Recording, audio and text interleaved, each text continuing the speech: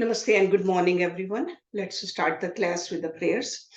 Om Guru Brahma, Guru Vishnu, Guru Devo Maheshwaraha, Guru Sakshat Parabrahma, Tasmai Shri Guruve Namah. Om Bhurbhuva Swaha, Tatsavitra Bhargo Devasya Dhimahi, Dhiyo Yo Nah Prachodayat, Asto Ma Sadgamya, तमसो मा ज्योतिर्गम्य मृत्युर्मा अमृतं गम्य ओम सहनावतु सहना भुनक्तु सवीर्यं कर्वावहै तेजस्विनावधीतमस्तु मा विद्विषावहै ओम शांति शांति शांति. Let's open our Yoga Vashisht books. Sarg number 40 in this Utpatti Prakarana, and the page number is 163.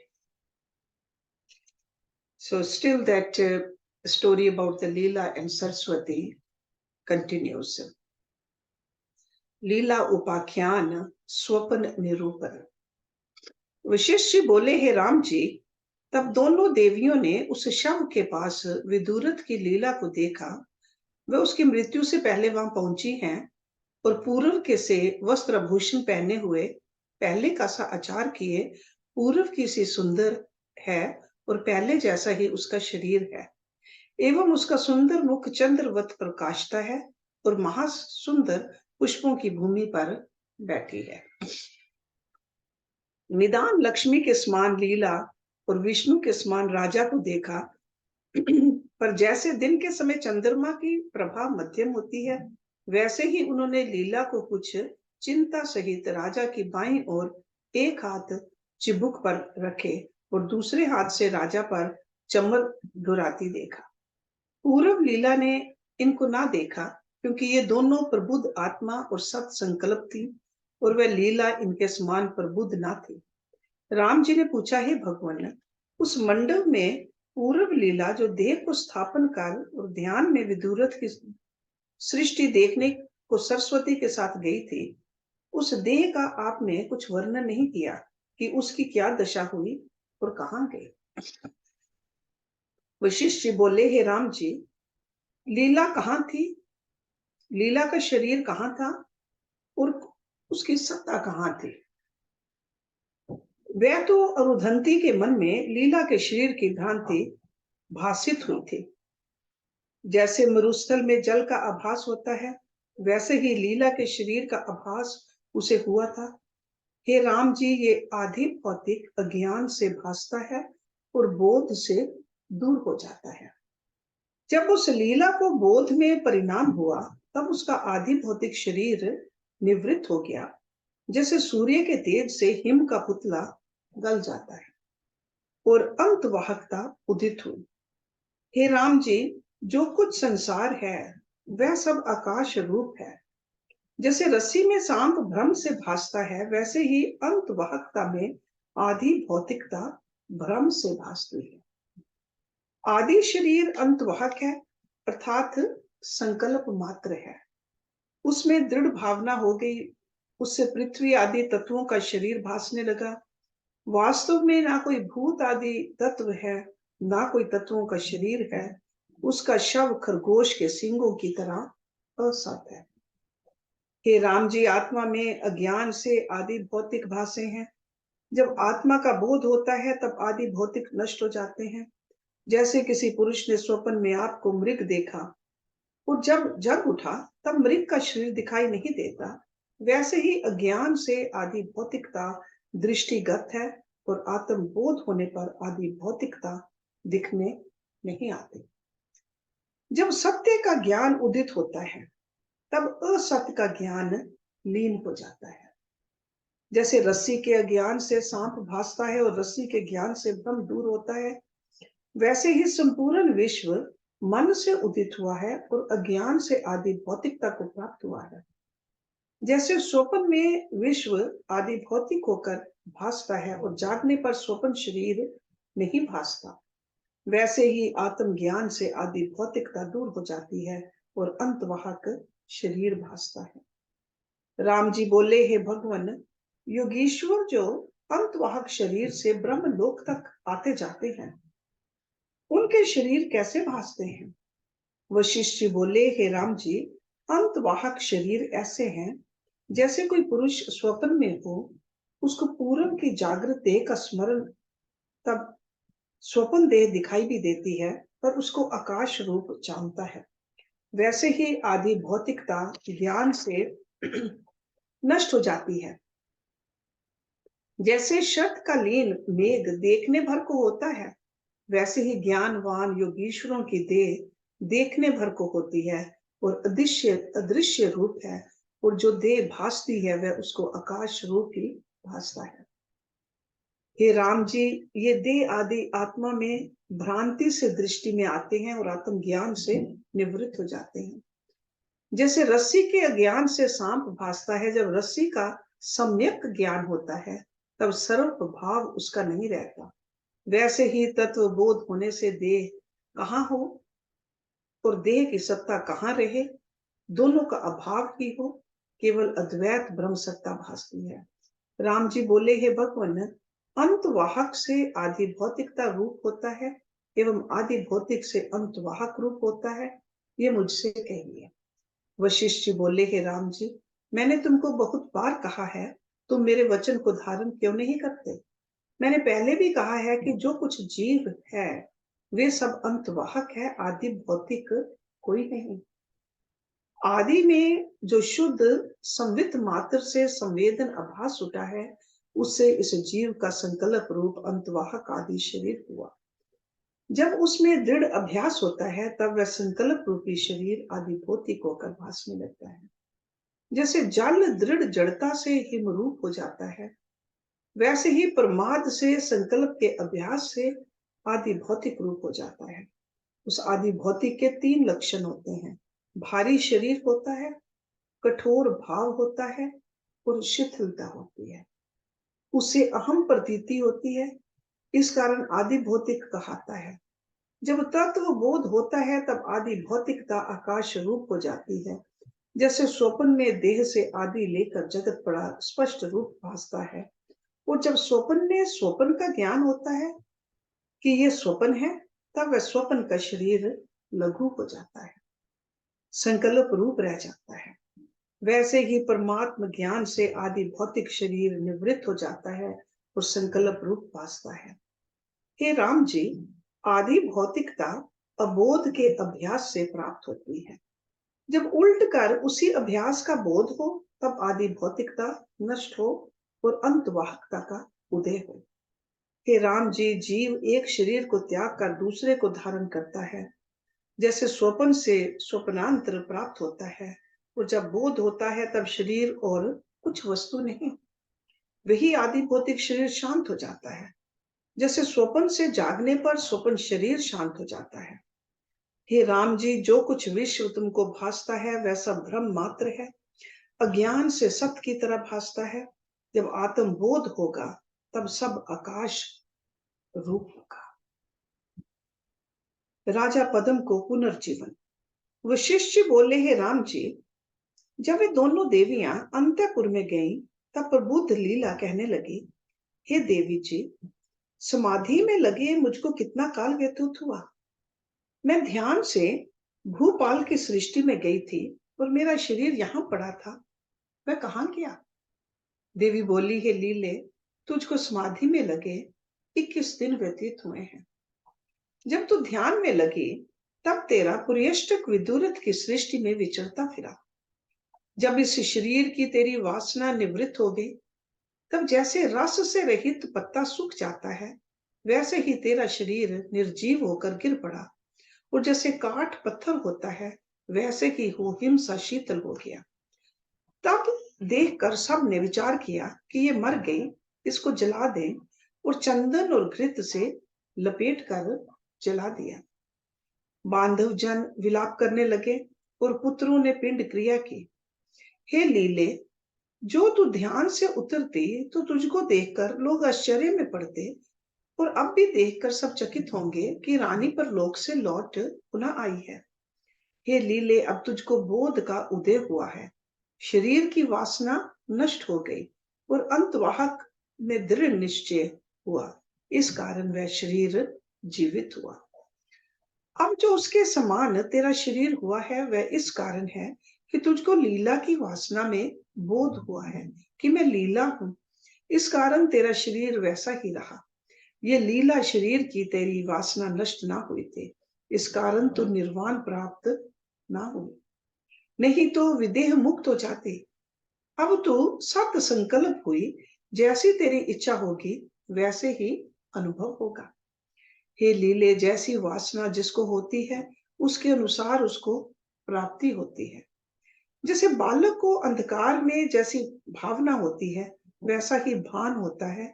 जो वैताल की भावना होती है तो वैताल को भासता है, परंतु वास्तव में वैताल कोई नहीं। वैसे जिसे आदि भौतिकता भासती है वह ब्रह्म मात्र है। सब जीवों का आदि शरीर अंतवाहक है, जो प्रमाद से आदि भौतिक भासता है। हे लीले, एक लिंग शरीर है, एक अंतवाहक शरीर है। ये दोनों संकल्प मात्र हैं और इनमें इतना भेद है कि लिंग शरीर संकल्प रूपी मन है, उसमें जिसको आदि भौतिकता का अभिमान होता है उसको गोरत्व और कठोर रूप और वर्ण आश्रम का अभिमान होता है। जिस पुरुष को ऐसे अनात्मा में आत्म अभिमान हुआ है, सी अनात्मा इज एनीथिंग अदर देन आत्मा, इज अनात्मा। जिस पुरुष को ऐसे अनात्मा में आत्म अभिमान हुआ है, जिसकी आदि भौतिक लिंग देह है, उसकी कल्पना सत्य नहीं होती। जिसको आदि भौतिक का अभिमान नहीं होता वह अंतवाहक शरीर है। वह जैसा चिंतन करता है वैसी ही सिद्धि होती है।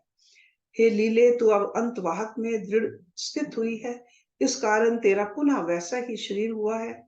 तेरी आदि भौतिकता बुद्धि नष्ट हो गई और वह स्थूल शरीर शव होकर गिर पड़ा है।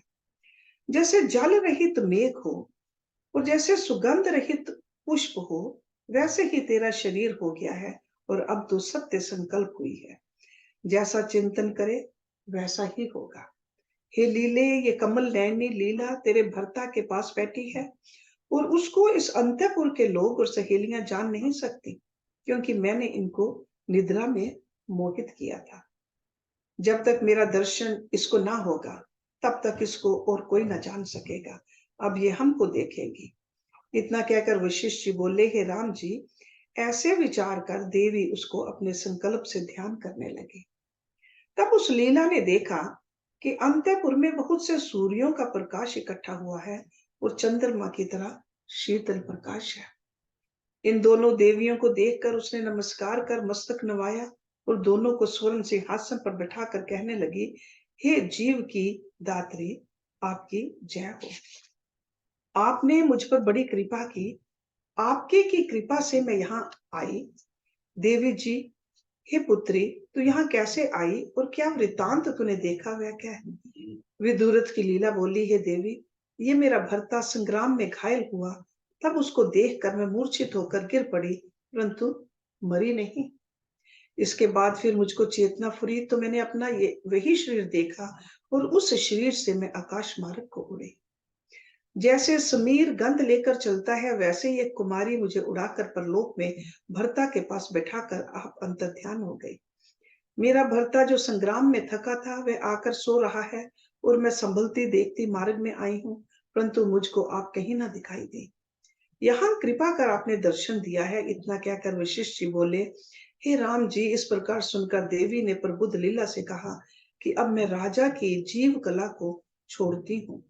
ऐसे कहकर देवी ने नासिका के मार्ग से जीव कला को छोड़ दिया और जैसे कमल के भीतर वायु प्रवेश कर जाए अथवा शरीर में वायु प्रवेश कर जाए, वैसे ही शरीर में जीव कला प्रवेश कर गई।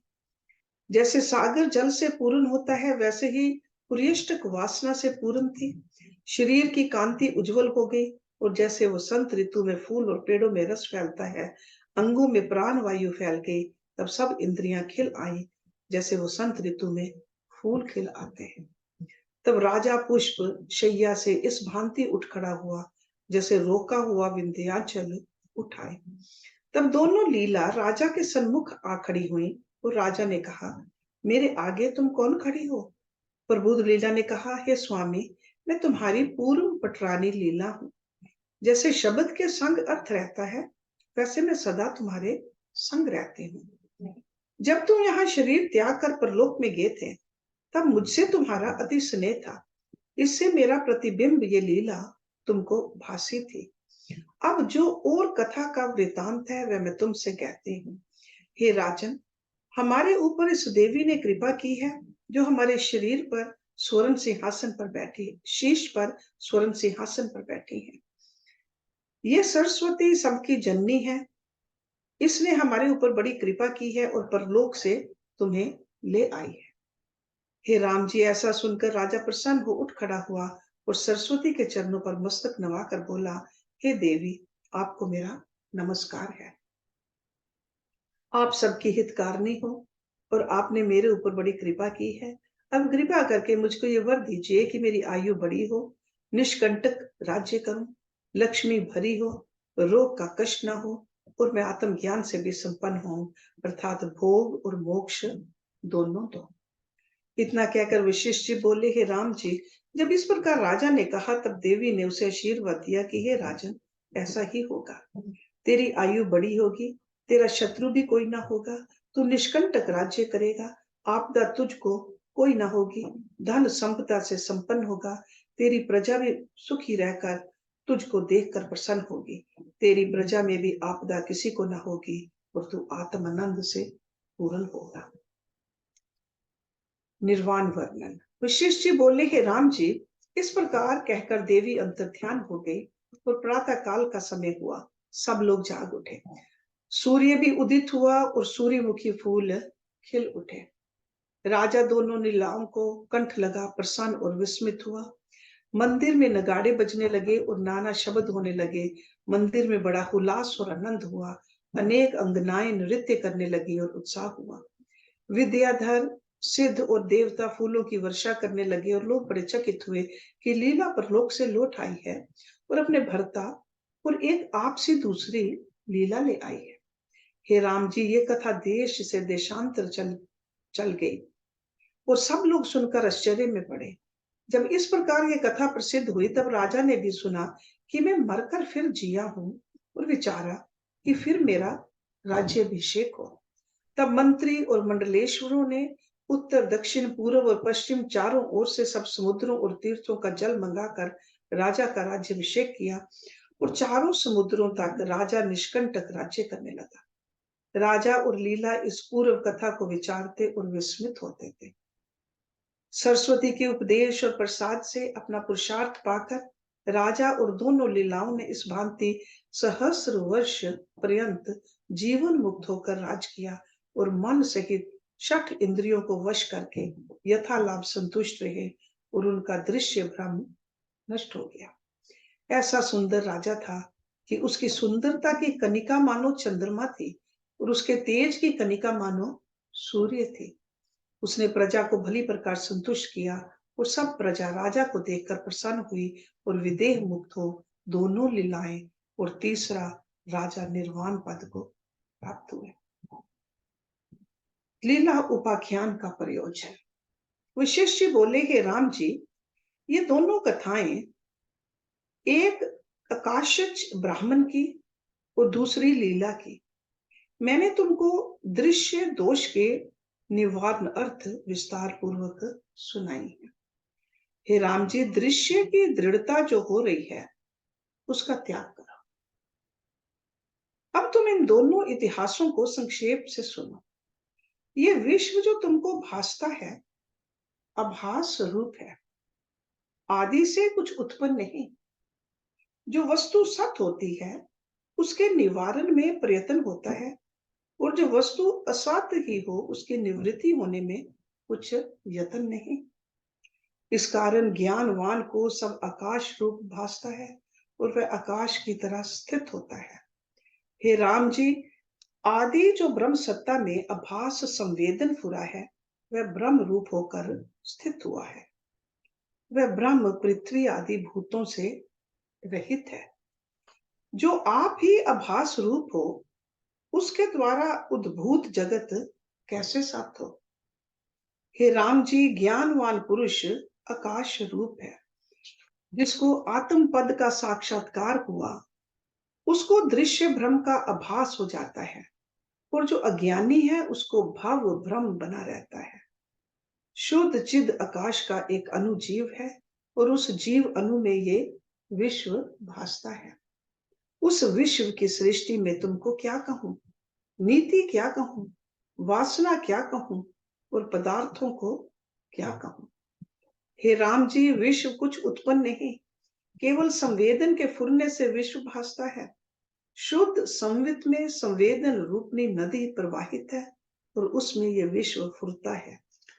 जब संवेदन को यत्न करके रोकोगे, तब दृश्य भ्रम नष्ट हो जाएगा। पर्यंत करना यही है कि संवेदन को अंतर्मुख करे, और जब तक आत्मा साक्षात्कार ना हो, तब तक श्रवण, मनन और निधिध्यासन से दृढ़ अभ्यास करना चाहिए। साक्षात्कार होने पर दृश्य नष्ट हो जाता है। हे राम जी, ये सारा संसार जो तुमको भासता है, वह हमको अखंड ब्रह्म सत्ता ही भासता है। संसार मायामय है, परंतु माया भी कुछ और वस्तु नहीं, ब्रह्म सत्ता ही अपने आप में स्थित है। राम जी बोले, बड़ा आश्चर्य है, बड़ा आश्चर्य है। हे मुनीश्वर, आपने मुझसे परम दशा कही है। आपका उपदेश दृश्य रूपी त्रिनों का नाश करता दावा नल है, और आध्यात्मिक आदि भौतिक और आदि दैविक तापों का शांत करता शशि है। हे मुनीश्वर, आपके उपदेश से अब मैं ज्ञात ज्ञेय हुआ हूं, और 5 विकल्प मैंने विचारे हैं।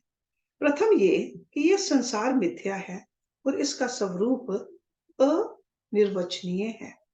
दूसरा यह कि आत्मा में आभास है। तीसरा यह कि इसका स्वभाव परिणामी है। चौथा यह कि अज्ञान से उद्भूत है, और पांचवा यह कि यह अनादि अज्ञान पर्यंत है। ऐसे जानकर मैं ज्ञानवानों और निर्वाण प्राप्त मुक्तों की तरह शांत आत्मा हुआ। हे मुनीश्वर, और शास्त्रों के परिप्रेक्ष्य में ये आपका उपदेश आश्चर्य है। श्रवण रूपी पात्र आपके वचन रूपी अमृत से तृप्त नहीं होते। इससे मेरा ये संशय दूर करिए कि लीला के भर्ता को प्रथम वशिष्ठ, फिर पद्म और फिर विदुरथ की सृष्टि का अनुभव कैसे हुआ, और उनमें उसको कहीं दिन हुआ, कहीं मास, कहीं वर्षों का अनुभव हुआ। ये काल का व्यतिक्रम कैसे हुआ। हे मुनीश्वर, सब स्पष्ट करके कहिए कि आपके वचन मेरे हृदय में स्थित हों। एक बार कहने से हृदय में स्थित नहीं होते, इससे फिर कहिए। वशिष्ठ जी बोले, हे राम जी, शुद्ध संवित सबका अपना आप है। उससे जैसा संवेदन फुरता है, वैसा रूप होकर भासता है। कहीं क्षण में कल्पों के समूह बीते भासते हैं, और कहीं कल्प में क्षण का अनुभव होता है। हे राम जी, जिसको विष में अमृत भावना होती है, उसको अमृत ही होकर भासता है, और जिसको अमृत में विष की भावना होती है, तब वही विष रूप होकर भासता है। किसी पुरुष का कोई शत्रु होता है, पर उससे वह मित्र की भावना करता है, तो वह मित्र रूप ही भासता है, और जिसको मित्र में शत्रु भावना होती है, तब वही शत्रु हो भासता है। हे राम जी, जैसा संवेदन फुरता है, वैसा ही स्वरूप होकर भासता है। जिसका संवेदन तीव्र भाव के अभ्यास से निर्मल भाव को प्राप्त होता है, उसका संकल्प सत होता है, और जैसे चेतता है वैसे ही सिद्ध होता है। इससे संवेदन की तीव्रता हुई है। हे राम जी, रोगी को एक रात्रि कल्प के समान व्यतीत होती है, और जो निरोग मनुष्य को रात्रि एक क्षण की तरह बीत जाती है। एक मुहूर्त के स्वप्न में अनेक वर्षों का अनुभव करता है, और जानता है कि मैं उद्भूत हूँ, ये मेरे माता पिता हैं, अब मैं बड़ा हुआ, और ये मेरे बांधव हैं। हे राम जी, एक मुहूर्त में इतने भ्रम देखता है, और जागने पर एक मुहूर्त भी नहीं बीतता। हरिश्चंद्र को एक रात्रि में 12 वर्षों का अनुभव हुआ था, और राजा लवन को एक क्षण में 100 वर्षों का अनुभव हुआ था। इससे जैसा जैसा रूप होकर संवेदन फुरता है, वैसा ही वैसा होकर भासता है। हे राम जी, ब्रह्मा के एक मुहूर्त में मनुष्य की आयु व्यतीत हो जाती है। ब्रह्मा जितने काल में एक मुहूर्त का अनुभव करता है, मनुष्य उतने में ही पूर्ण आयु का अनुभव करता है। और ब्रह्मा जितने काल में अपनी संपूर्ण आयु का अनुभव करता है, वह विष्णु का एक दिन होता है। ब्रह्मा की आयु व्यतीत हो जाती है और विष्णु को एक दिन का अनुभव होता है। इससे जैसे जैसे संवेदन में दृढ़ता होती है, वैसा वैसा भाव होता है। हे राम जी, जो कुछ विश्व तुम देखते हो वह संवेदन फुरने में स्थित है। जब संवेदन स्थित होता है, तब ना दिन भासता है, ना रात्रि भासती है, ना कोई पदार्थ भासते हैं और ना अपना शरीर ही भासता है। आत्म तत्व मात्र सत्ता रहती है। इससे तुम देखो कि सारा विश्व मन के फुरने में होता है। जैसा जैसा मन फुरता है, वैसा वैसा रूप होकर भासता है। कटु में जिसको मधुर की भावना होती है, तो कटु पदार्थ उसको मधुर हो जाता है।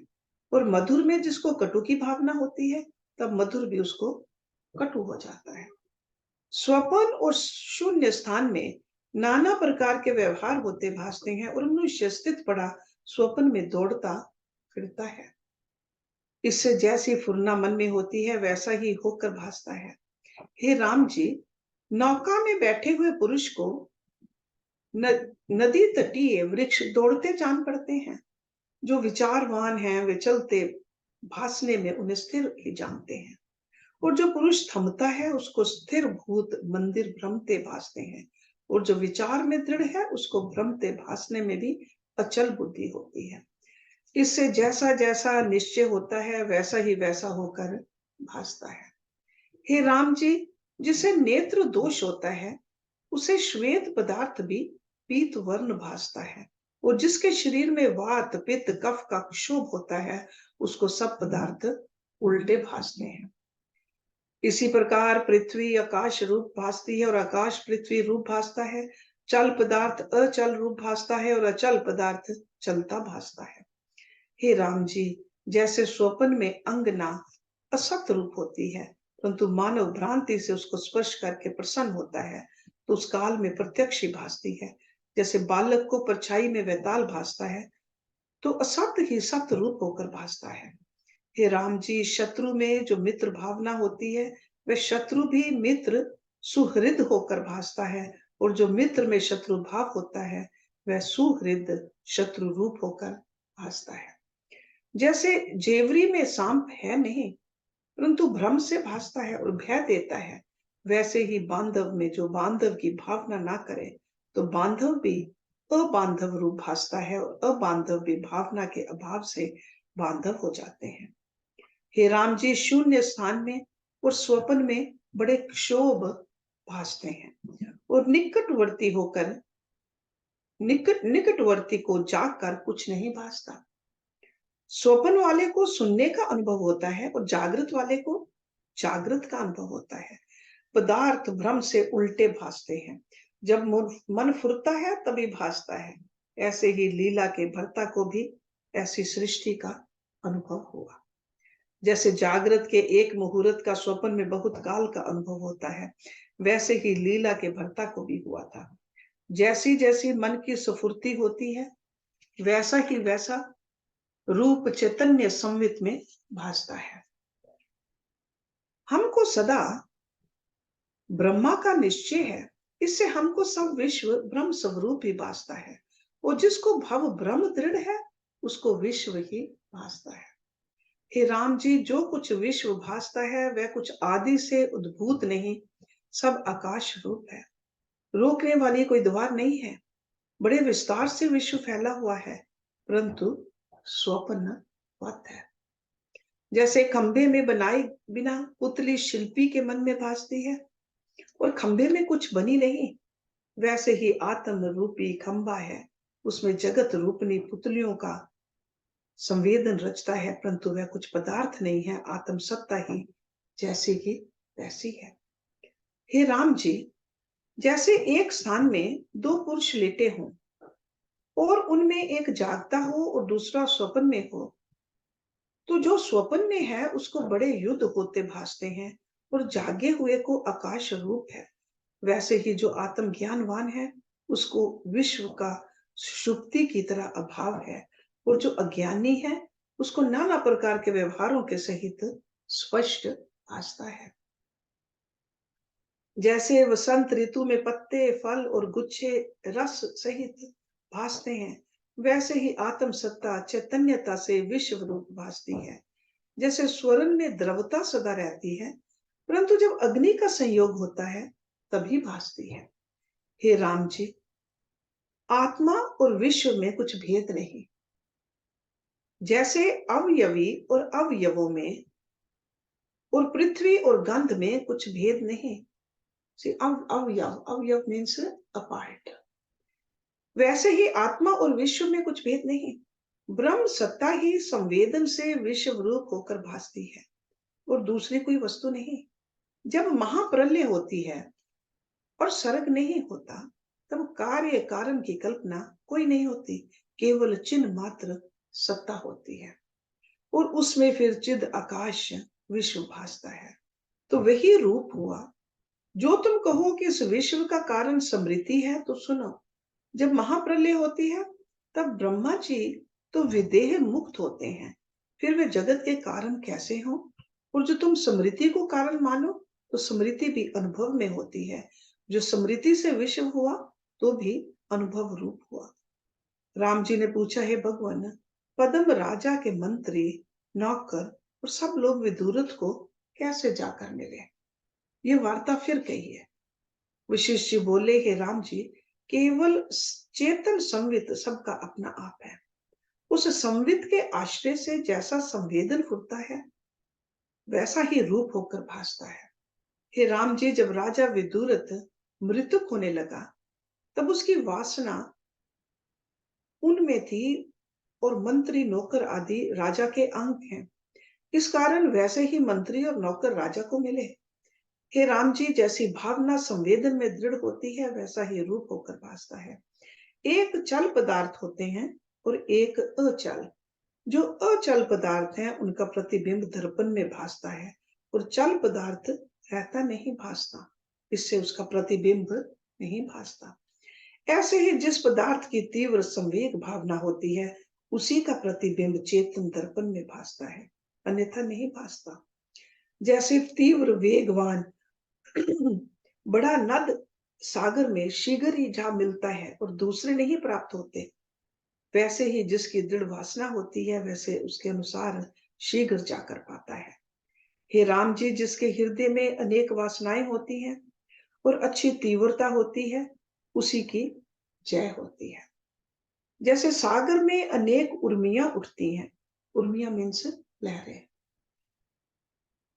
और कोई पटा जाती हैं, कोई एक सी होती हैं, कोई भिन्न विध होती हैं, उसके सदृश मंत्री और नौकर भी हुए। हे राम जी, एक एक चिद अनुवे अनेक सृष्टियां स्थित होती हैं, पर वास्तव में कुछ नहीं, केवल चिद आकाश ही चिद आकाश में स्थित है।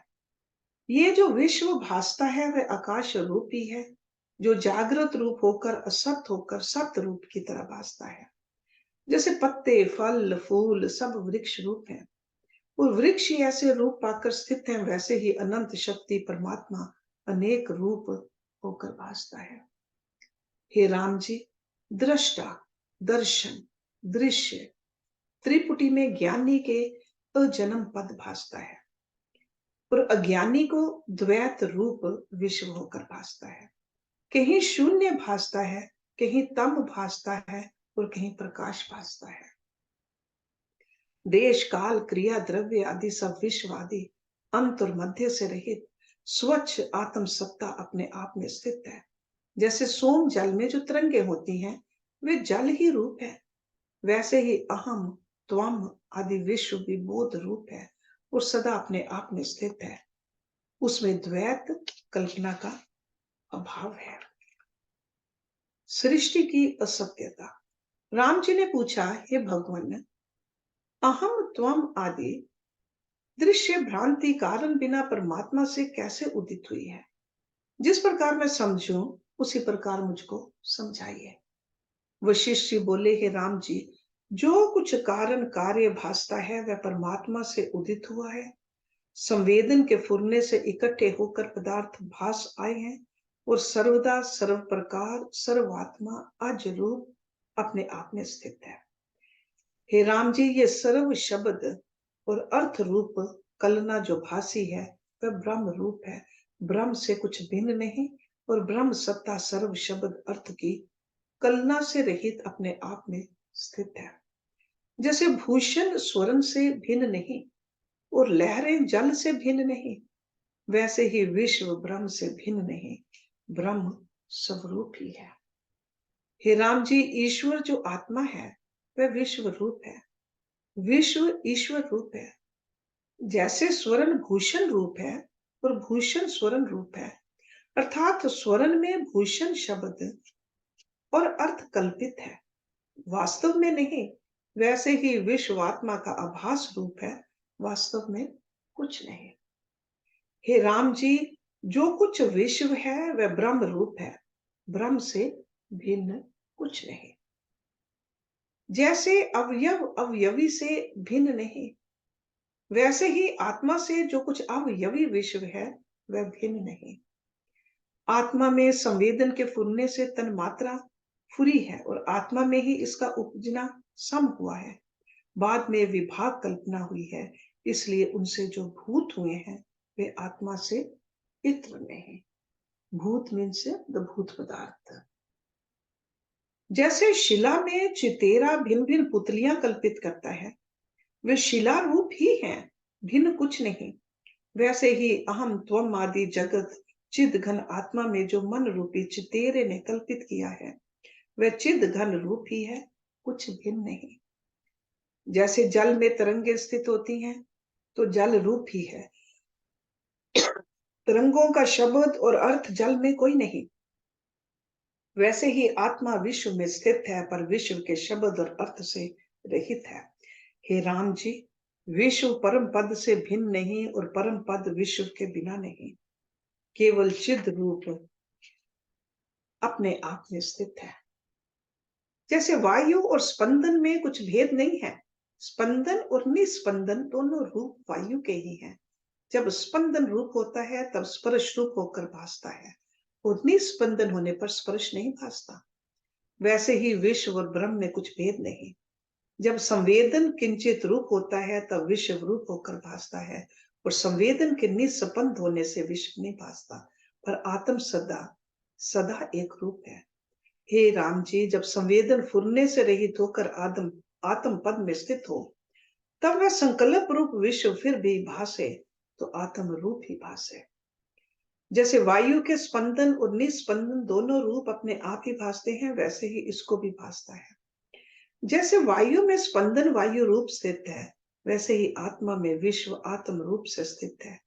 जैसे तेज अणु का प्रकाश जब मंदिर में होता है तब बाहर भी प्रकट होता है, वैसे ही जब केवल संवित मात्र में संवेदन स्थित होता है, जब फुरने में संवित मात्र ही भासता है। हे राम जी, जैसे रस तन मात्रा में जल स्थित होता है, वैसे ही आत्मा में विश्व स्थित है। जैसे गंध तन मात्रा के भीतर संपूर्ण पृथ्वी स्थित है, वैसे ही किंचन रूप विश्व आत्मा में स्थित है।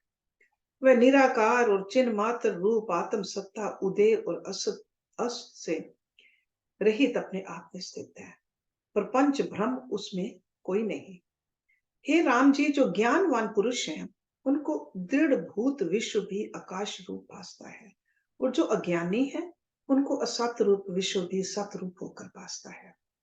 हे राम जी, जैसा जैसा संवेदन चित्त संवित में फुरता है वैसा वैसा ही रूप विश्व होकर भासता है।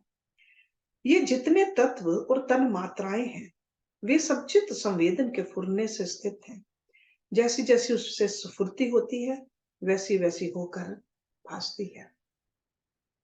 क्योंकि आत्मा सर्वशक्तिमान है, इसलिए जिस जिस पदार्थ का फुरना होता है वही अनुभव में सतरूप होकर भासता है। पंच ज्ञान इंद्रियों और छठे मन का जो कुछ विषय होता है वह सब असत रूप है और आत्म सत्ता इनसे परे है। विश्व भी क्या रूप है, जैसे सागर में तरंगे होती हैं वैसे ही आत्मा में विश्व स्थित है। जैसे तेज और प्रकाश अनन्य रूप हैं, वैसे ही आत्मा और विश्व अनन्य रूप हैं। जैसे खंभे में शिल्पी पुतलियां देखता है, जैसे मृतिका के पिंड में कुम्हार बर्तन देखता है, जैसे दीवार पर चितेरा रंग की मूर्तियां अंकित करता है, वह अनन्य रूप है, वैसे ही परमात्मा में सृष्टि अनन्य रूप है। हे राम जी, जैसे मरुस्थल में मृग तृष्णा का जल और तरंगे असत हैं पर सत रूप होकर भासती हैं, वैसे ही आत्मा में असत रूप विश्व और त्रिलोकी भासती है। जब चित्त संवित में संवेदन फुरता है तब विश्व भासता है, और जब संवेदन नहीं फुरता तब विश्व भी नहीं भासता। विश्व कुछ ब्रह्म से भिन्न नहीं। जैसे बीज और वृक्ष में, दुग्ध और मधुरता में, मिर्च और तीक्ष्णता में, समुद्र और तरंग में, और वायु और स्पंदन में कुछ भेद नहीं होता, वैसे ही आत्मा और विश्व में कुछ भेद नहीं। जैसे अग्नि में उष्णता स्वाभाविक स्थित है, वैसे ही निराकार आत्मा में सृष्टि स्वाभाविक स्थित है। हे राम जी, ये विश्व ब्रह्म रूपी रतन का किंचन है। जैसा जैसा किंचन होता है वैसा ही वैसा होकर भासता है। अकारण पदार्थ अकारण ही होता है, और जिस अधिष्ठान में भासता है उससे अनन्य रूप होता है। अधिष्ठान से भिन्न उसकी सत्ता नहीं होती। वैसे ही ये जगत आत्मा में अनन्य रूप होता है, कुछ उद्भूत नहीं, परंतु संवेदन फुरने से भासता है। जितने विश्व और वासनाएं हैं, उनका बीज संवेदन है, इससे वे भ्रम है। इसलिए संवेदन के अभाव का पुरुषार्थ करो।